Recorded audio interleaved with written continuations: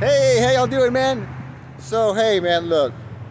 So, the way it works is I'm learning a lot. Like, and being in a shelter, well, I'm not allowed to really stay in a shelter. Guys like me, uh, for some reason, the stigma is guys like me are supposed to be out with a three-wheeler bicycle or a bicycle or maybe even like a scooter or a dog by yourself, buying six packs of beer and smoking cigarettes every night alone under a bridge. And they have succeeded in making me alone, but not for long. I mean, now that I know exactly what's going on in our, like, this, the way the system works, here's the deal. I quit drinking almost 7 years ago now. I've had maybe, and within 7 years, I've probably had maybe a 12 pack of beer in 7 years. Like all those, that's a long time. And one night I drank 3 beers, and then a year later I drink one, and over time it's probably 12 beers, maybe a little bit more, maybe a little bit less, but very minimal alcohol intake in 7 years, almost zero, none.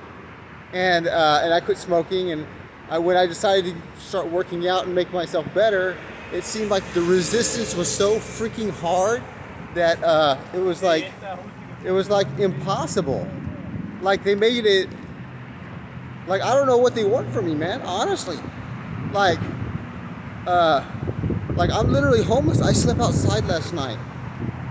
I don't understand. Like what the f, you know? And then I'm trying to get a job today.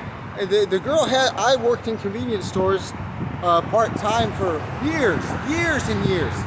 And just as a part-time job, always on the weekend, because I was an armed guard, working in all kinds of different sites, jails, prisons, banks, hotels, universities, schools. I did church on Sunday. They used to pay me to do church. So, but the thing is, I have experience as a cashier in a convenience store. And the girl today, I was serious, but all she did was make a joke out of it. All she did was make a joke out of it, and she wouldn't give me a job. And she talked me out of it. She's like, well, what are you gonna do? And she was like, who does that, Well, she's like, I'm leaving in 2 weeks. I'm going back to South Carolina. And I'm like, what the fuck? Well, I don't care if you're leaving. You're the manager right now. I'm asking you for a job. And this is the kind of crap that a targeted person goes through. This group of people, they're cunning, man. They want to make you, the targeted individual, look like he's not trying. Look like they blocked me volunteering and shit. And it's like, is it ever gonna end, And then somebody told me it ends when the money runs out, and then all of a sudden you'll get a job. But until then, it's torment, And it shouldn't be like that. Like, I've already been tormented long enough, and I don't know what to do. Like, I honestly don't know what to do anymore, man. And I have to be, I don't know, man. I'm not sure what to think about it, but people just want to make me look so bad, and I see what they're doing, and the people that are in the know, they see what they're doing too. That's why nothing ever happens to me. I mean, they do try to get me in trouble. I mean, I have been in trouble before, but I always would have got away if it wasn't for the targeting. Like, they make me on blast, I would probably never get in trouble. And not big trouble, like, just, they stick the cops on me. They have my dot or whatever. And so that's what it is. Anyway, it won't always be like this. And that's another thing, like, your situation is your situation. And whatever you're going through, it's going to change, I just happen to be stuck right now because I went, I spent all my money.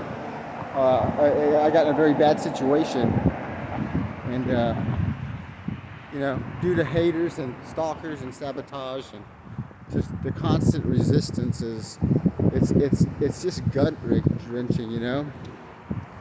So I'm not going to post this video because it's not yeah, it's not like, it doesn't make any sense, man. Like they won't let up. Literally, these people will not let up, you know. And even my ex-wife is like, she's in on that shit. And that's the hard part. That's the hard part to swallow. You know? That's the hard part to swallow, knowing that, you know, just because, and it wasn't me, it was, she was the one who filed for divorce. She's the one who did everything, you know, set everything up. And I mean, she didn't love me, but why does the guy have to get tormented for it, you know? So I don't get it. And I just know that I'm an innocent person being put in a situation that's just it's just not normal, man. It's not normal. And you know, as much as I've been traveling around, I know they could easily set me up. In fact, it could happen.